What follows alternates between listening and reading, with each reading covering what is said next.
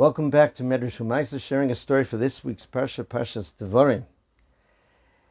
A young boy from the northern part of Israel had lost his father at a young age, and he and his mother both decided that the best thing for him would be to go to learn Torah in one of the great yeshivas in Yerushalayim. Despite the fact that he didn't have the same background as many of the other Talmidim, he was accepted into the Kol Torah Yeshiva in Yerushalayim, yeshiva where the Rosh Yeshiva was Rav Shlomo Zalman Auerbach Zatzal, and the Mashgiach was the venerable Mashgiach Rav Gedalia Eisman Zatzal.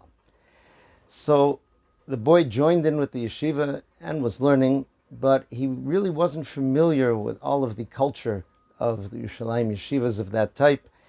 And one day he came over to a group of boys and very innocently asked, if you want to skip night seder one evening to go to a movie, whom should you ask for permission?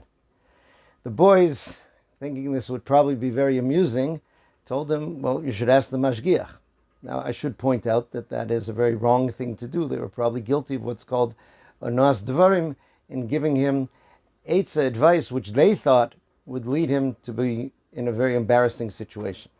So they watched intently as the boy walked over to the mashgiach, and they saw that the mashgiach smiled, and they talked some, and the mashgiach nodded his head. And when the boy came back, they said, what did he say?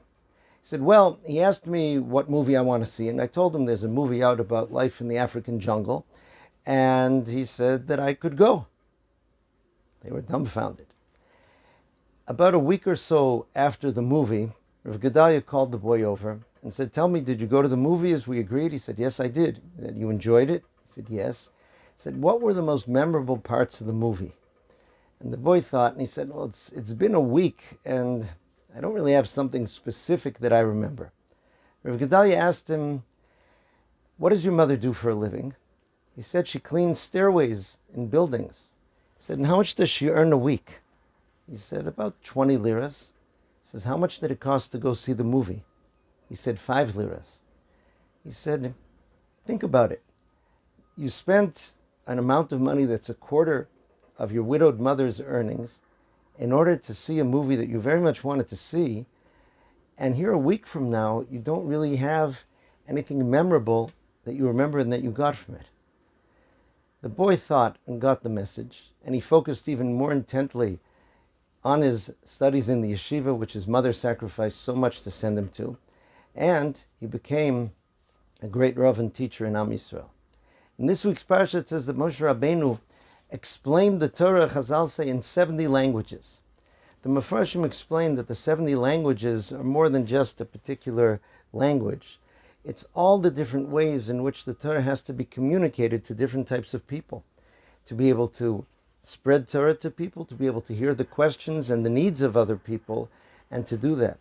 That's what Rav Gedalia Eisman was doing here. Listening in the right way to that boy, addressing his question and transmitting the messages in the ways which were correct and pleasant and which would truly be absorbed in the most productive way.